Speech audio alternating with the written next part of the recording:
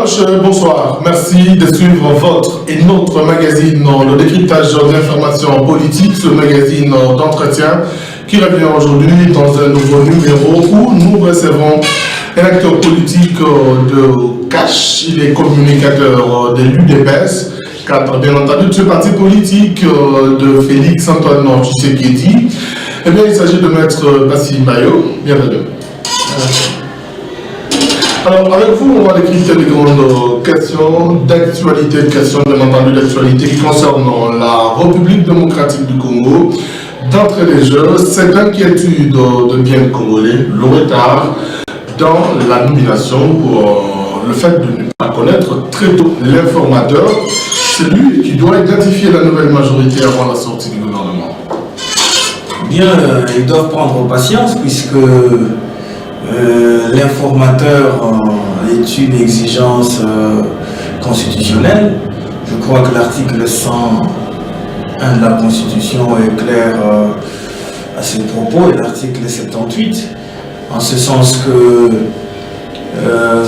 il est fait obligation au président de la République de nommer un Premier ministre au sein de la majorité parlementaire, et puis par la même occasion, on en fait obligation de pouvoir nommer un informateur si cette majorité n'est pas encore identifiée, et si cette majorité n'existe pas, à pouvoir nommer un informateur, c'est celui-là qui va démarrer les consultations, et puis par la suite, il pourra cette fois-là faire rapport finalement au président de la République qui entreprendra les procédures de nomination de membres du gouvernement après procédure parlementaire. Voilà.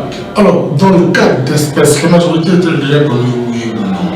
Bien, je voudrais préciser un élément. Il est toujours important que je vous lise une disposition conjointe pour que l'on soit clair une fois pour toutes. Pour éviter des interprétations biaisées qui se racontent ça et là, ça serait aussi mieux que les gens comprennent que... Voilà. Je suis en train de vous lire l'article 78 de la Constitution qui dit que le président de la République nomme le Premier ministre au sein de la majorité parlementaire après consultation de celle-ci. C'est-à-dire, le président de la République est dans l'obligation de consulter, d'amorcer les consultations pour parvenir évidemment à nommer un Premier ministre. Alors, il est dit par la suite, au deuxième alinéa, si une telle majorité n'existe pas, le président de la République confie une mission d'information à une personnalité en vue d'identifier une coalition. Voyez-vous, ça veut dire la question fondamentale des mœurs, c'est celle de savoir est-ce que la majorité parlementaire existe.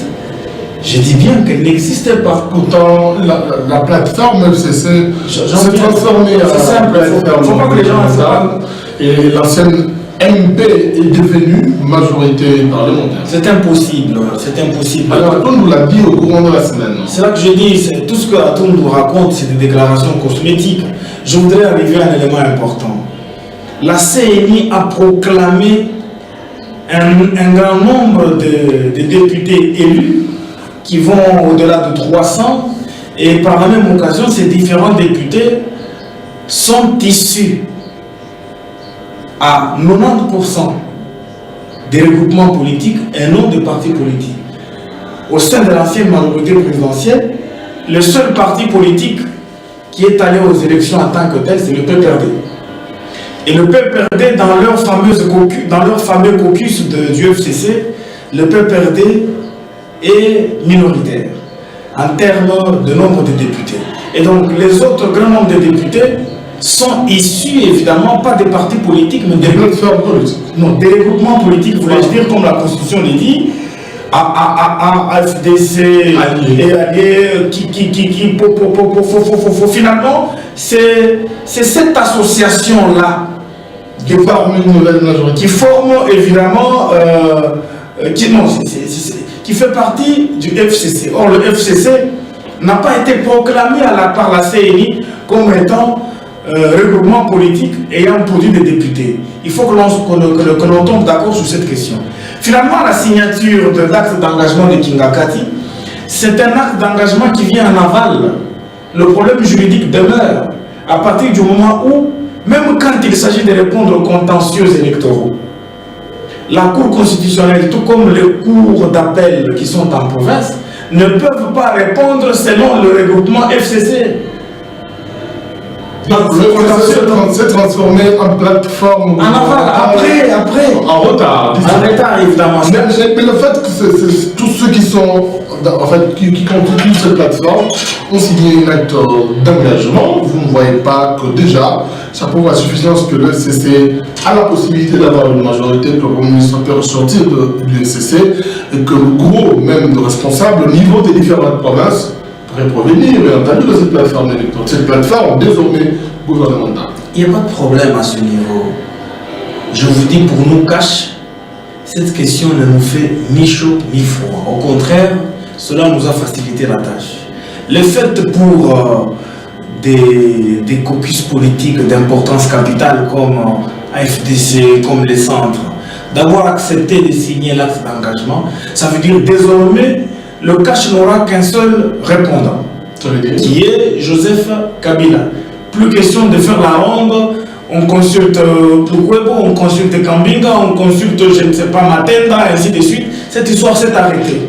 Pourquoi? Puisque le fait pour eux de signer de nouveau un engagement au sein du FCC dans l'objectif de devenir une plateforme de gouvernement, alors, lorsque le président nommera un informateur, même Minakou et autres ne se sont pas contredits sur cette question, ils disent que c'est une obligation constitutionnelle pour le président de la République de nommer un informateur, quand bien même il nommera un informateur. Évidemment, dans l'identification de la coalition, puisqu'il ne faut pas oublier, quoique dans le FCC, il y a beaucoup de regroupements politiques qui ont donné naissance à beaucoup de députés, mais ils se trouvent eux-mêmes obligés d'être coalisés avec nous, c'est-à-dire les députés de Cash, y compris ceux qui sont en train d'éclater dans la mouque. Nous allons former ce qu'on appellerait nous allons former ce qu'on appelle une majorité écrasante, mais ça n'empêche aucunement au président de la République de nommer un informateur, puisque le problème des droits demeure. Et d'ailleurs, quand bien même l'on a accordé l'espèce de... Ça risque de prendre encore du temps. Non, ça ne prendra pas du temps.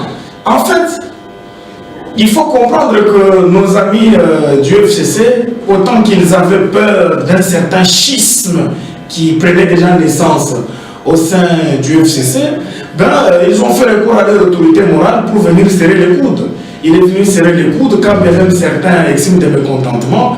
Pour moi, je dis mécontentement ou pas, désormais nous n'aurons qu'un seul répondant. Quand nous voulons traiter des questions du FCC, nous inviterons M. Kabila, qui est sénateur à vie, de venir traiter des questions avec nous, que de le traiter avec les anciens chefs des caucus ou des regroupements politiques. C'est fini. Cette nouvelle coalition, vous pensez qu'elle va permettre au président Félix de remplir fidèlement toutes ces promesses qu'il a faites au peuple congolais lors de sa campagne? La Constitution est claire à propos. Écoutez ce que la Constitution dit. Le régime dans lequel nous sommes, c'est un régime semi-présidentiel. C'est-à-dire, le président de la République est chef de l'exécutif. Et le Premier ministre est chef du gouvernement.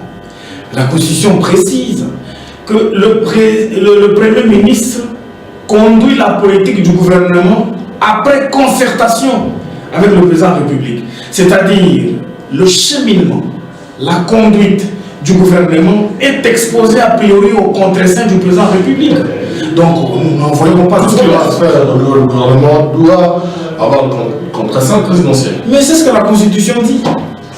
Et cela va lui faciliter la tâche, comme je l'ai dit tout à l'heure. Mais dès lors que la Constitution dit que le Premier ministre ne peut poser aucun acte de gouvernance. Puisqu'au regard, s'il vous plaît, parce qu'au regard de la représentativité du FCC dans les différentes assemblées, cela fait voir que vous n'aurez pas suffisamment de gouverneurs.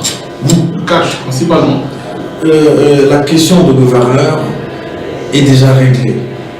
Vous verrez dans cette République, dans certaines provinces, des gouverneurs de l'UDPS. Et je pointe du doigt en commençant par la province du Haut-Katanga, où vous verrez sans doute. C'est pas possible, vous n'avez pas de majorité ici, vous n'avez 4 députés. Écoutez, par quel bâton magique l'UDPS l'UDPS est allé au-delà de son électorat naturel au sein de l'Assemblée provinciale. Je tiens à vous l'informer. Ça veut dire quoi? Mais ça veut dire que nous avons déjà toutes les assurances par rapport à notre électorat au sein de l'Assemblée provinciale. Et vous en serez surpris. Et comment allez-vous y arriver? D'autant plus que vous avez 4 députés connus. J'ai déjà répondu par rapport à la question des 4 députés. J'ai dit nous sommes allés au-delà des 4 députés. Vous avez débauché. Nous n'avons pas débauché. Il n'est pas interdit qu'il y ait des coalitions au sein de l'Assemblée provinciale. C'est ce qu'on appelle le débauchage. Vous avez débauché. Non. C'est ça. Le débauchage, c'est le FCC qui est majoritaire. Le débauchage, ne vous en faites pas. Le débauchage, c'est la prostitution, finalement. Mais lorsque les gens acceptent une coalition, comme la Constitution l'autorise, il n'y a pas de débauchage lorsqu'on respecte une stipulation, je voudrais dire une disposition constitutionnelle. Il n'y a pas de débauchage. Alors, je vous informe que dans le gouvernement national, par exemple, autant que vous verrez un Premier ministre qui sera issu de la majorité parlementaire identifiée, en plus il faut savoir qu'il y a une différence entre majorité parlementaire et majorité présidentielle. Puisque la coalition dont il est question ici, selon les stipulations constitutionnelles, c'est une coalition qui donnera naissance à une majorité présidentielle. Ça veut dire que ça sera un gouvernement mosaïque, dans lequel nous aurons les gens du FCC, nous aurons les gens du cash, nous aurons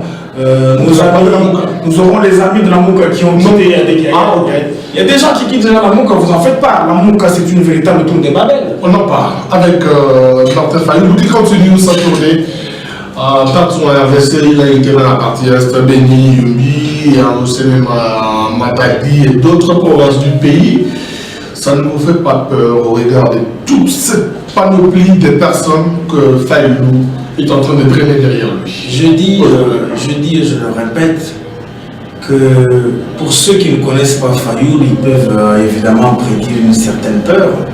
Mais pour nous qui avons mangé avec Fayou, nous qui l'avons transporté sur le dos, et Fayou ne nous fait aucunement peur. J'ai dit et je le répète, que Fayou, je crois que je l'ai dit sur ce plateau autrefois, que Fayou était un accident politique dans le populaire.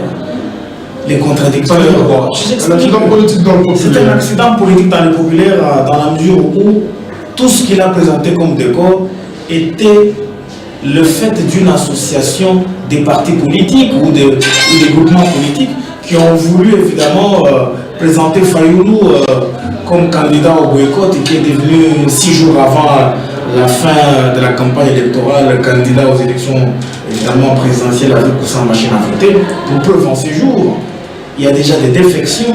Vous n'allez pas me dire que quand Fayoulou viendra à Lubumbashi, Antoine Gabriel ira l'accueillir. Non. Vous faites allusion à sa dernière sortie. Je finis la phrase.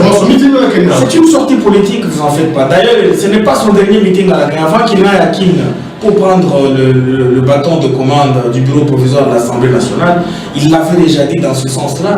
Et je tiens à vous signaler que, aussitôt que l'on venait de créer la Mouka, lui-même, Antoine Gabriel, avait un discours conciliateur, en ce sens qu'il ne supportait pas de voir Cash à gauche et la Mouka à droite, il souhaitait le devenir. Il prenait évidemment la fusion.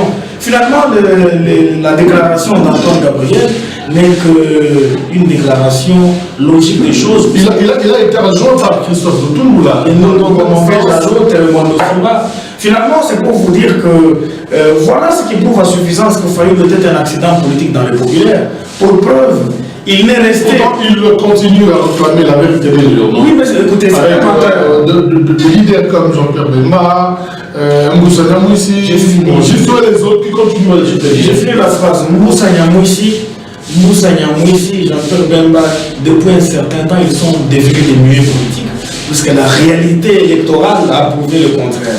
Je vous ai dit que Fayoulou était un accident politique dans le populaire. Lorsque chaque parti politique ou chaque mouvement politique va se retirer de la Mouka, vous allez vous rendre compte qu'il va redevenir le leader de l'SID et redevenir coordonnateur de la dynamique de l'opposition. Pour preuve, la dynamique de l'opposition, on avait présenté que 4 candidats et le seul candidat élu de l'SID, c'est Martin Fayoulou.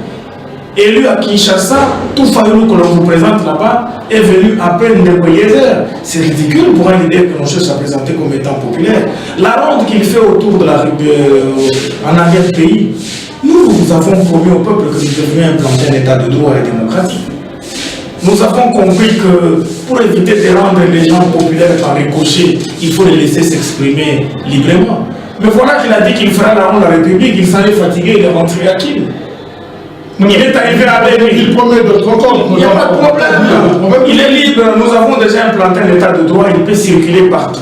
Je vous informe que je suis acquis. Vous n'avez pas peur de cette démarche de... Aucunement, nous n'avons aucunement peur. Nous avons été... Ce n'est pas un vieux singe que l'on peut apprendre à faire des grimaces. Nous avons été hier le principal parti d'opposition, avec un ancrage national indiscutable, avec plus de 120 sièges dans le monde. C'est en fait Charlie de Pèse. Alors, pour un Martin Fayoulou, mais que je considère comme un flafla de conflit, excusez-moi, en ce sens qu'aujourd'hui, il se promène. Il n'y a pas un excès de zèle, c'est une présentation de la réalité sur le terrain. Martin Fayoulou aujourd'hui ne se promène qu'avec Matungulu, Mouzito. Voyez-vous, ça vous rappelle le discours de Fayoulou une heure avant les dernières assises de Genève, quand Fayoulou est venu dire à Félix, nous les trois leaders du Kouilou, nous sommes pour toi, nous voulons que tu entres et que tu récupères le bâton en entrant au pays, bien des choses nous attendent. Félix entrera et restera éligible. Finalement, c'est de cette manière qu'ils sont en train de se promener. Je suis en train de regarder, j'ai dit, mais quand ils se promènent... Si vous pensez que leur démarche ne va pas aboutir, comment expliquer cette série de sanctions qui tombent? On vit le président de la CENI, son vice-président, le président de l'Assemblée nationale sortant, Beminakou, et même le président de la Cour constitutionnelle, sanctionné par les États-Unis d'Amérique. Les États-Unis d'Amérique ont simplement sorti finalement la liste de suite ou la liste continue ou continuelle de ce qu'ils avaient promis. Ce n'est secret pour personne. À un moment donné de l'histoire, ils avaient dit que nous devrions de nouveau sanctionner les autres membres du gouvernement ou du régime, de l'ancien régime Kabila. Ils ont pris des sanctions qui sont les leurs.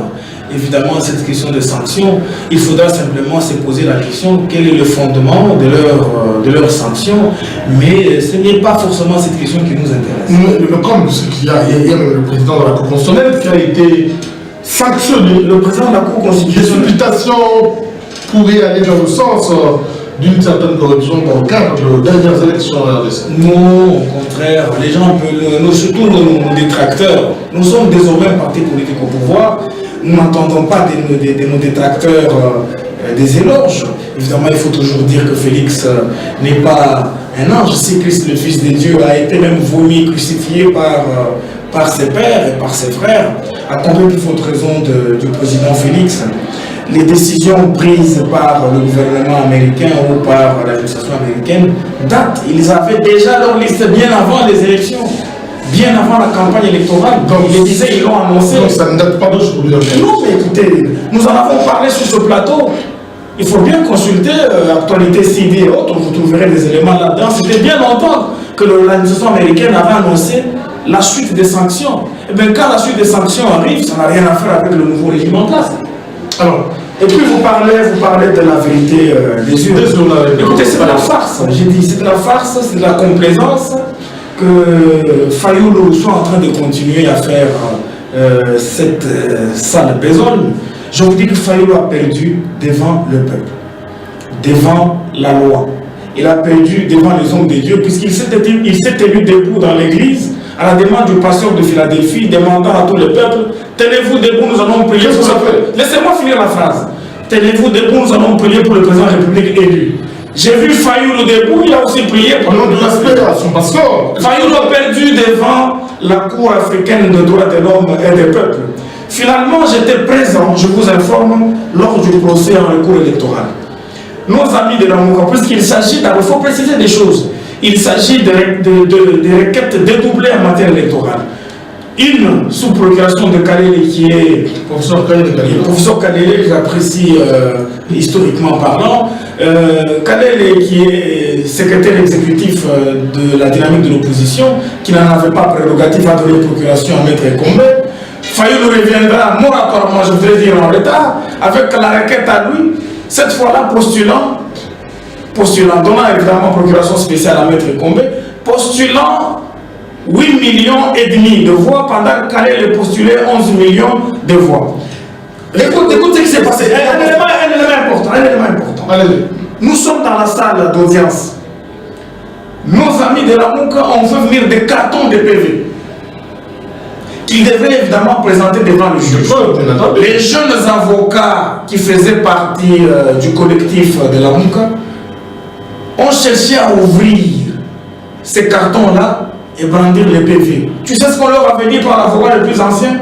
Bon, mais posez-moi la question pourquoi? Puisque la CNI qui a fait venir aussi sa cargaison de PV était déjà informée que nos amis de la Mouka avaient déjà fabriqué certains PV par la magie de l'informatique. Et donc ce jour-là, quand il le disait, bon, mais c'était pour éviter, si jamais l'on brandit un seul PV, la CNI brandit le vrai PV, Fayoulou serait poursuivi pour faux et usage de faux. Finalement, à tous les niveaux, il a perdu. Nous l'attendons en 2023. Et aujourd'hui, voilà, c'est cela qu'on va chuter. Et aujourd'hui, une nouvelle ère s'ouvre pour la République démocratique du Congo. Quelle chance accordez-vous au nouveau président de la République en termes de perspective? C'est cela qu'on va chuter. Je vous accorde 3 minutes. Le président de la République a un programme de gouvernance. Lequel programme de gouvernance, il le mettra en pratique avec la nouvelle équipe gouvernementale. Le président de la République a déjà commencé à poser des signes avant-coureurs. Il a remis les cadeaux qui lui sont venus des opérateurs économiques expatriés qui allaient au-delà de 3 millions de dollars. Il a remis la dame-jande de plus de 150 000 dollars qui était resté dans sa tournée diplomatique qu'il avait organisée au Trésor public. Le président de la République a déjà pris des mesures pour le bien-être. Vous avez vu la maison Schengen et les réouvertes. Le président de la République a demandé que l'on accorde des visas sans aucune autre forme de procès aux Congolais ayant acquis la nationalité étrangère, mais autant qu'ils ont été Congolais d'origine par le fait de leur nouvelle acquisition étrangère. Le président de la République a pris des mesures d'interdiction, de décaissement, tout comme d'engagement personnel dans des situations fortuites et frauduleuses. Vous en avez vu les fruits. Je vous informe que dans le programme de gouvernance, on ne va plus s'amuser avec les minéraux comme on s'en est amusé.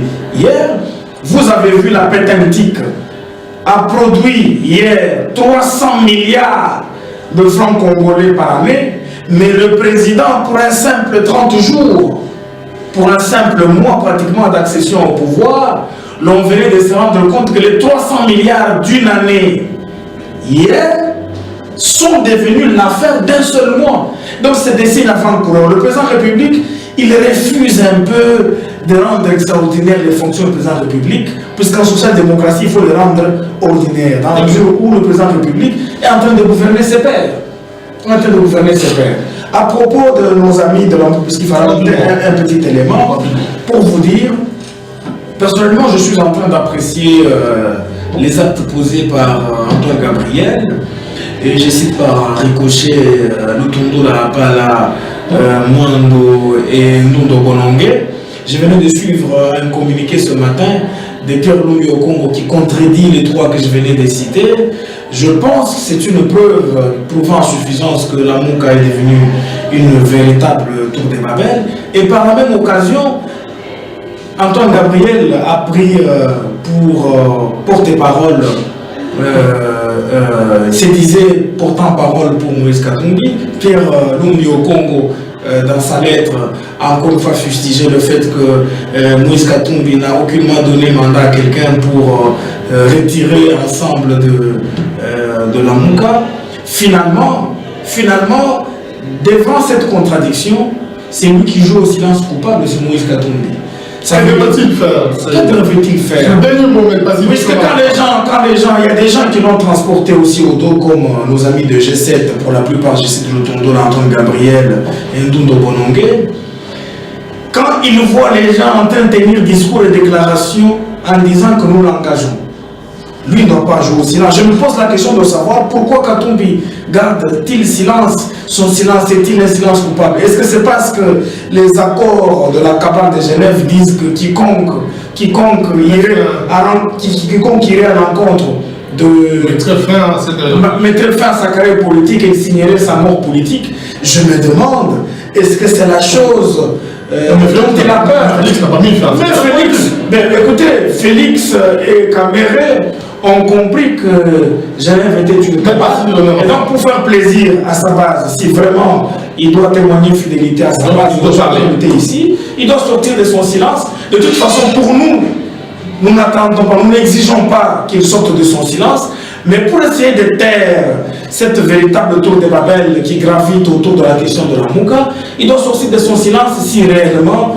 il se veut un homme d'État. Voilà. Madame, ce magazine d'entretien qui a justement tablé sur les questions d'actualité trop ferme, nous avons échangé avec Maître Passim Bayo. Merci d'avoir été avec nous. Bien, je vous remercie, vous souhaitant plein succès tout en vous témoignant tous les sentiments patriotiques. L'on se retrouve la prochaine fois avec le même plaisir de vous servir. À tout à l'heure, mesdames. En se